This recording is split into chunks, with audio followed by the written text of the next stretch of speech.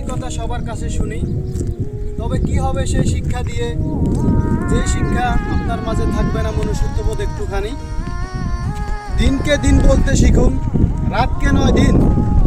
ধনী গরিবের মাঝে ব্যবধান করবেন না কোনো দিন। শুধু শিক্ষিত হলে হবে না, যদি করতে না পারেন মানুষের সাথে সদাচরণ।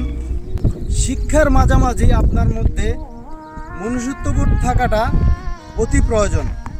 এটাই বাস্তব, এটাই সঠিক মানুষের রূপ।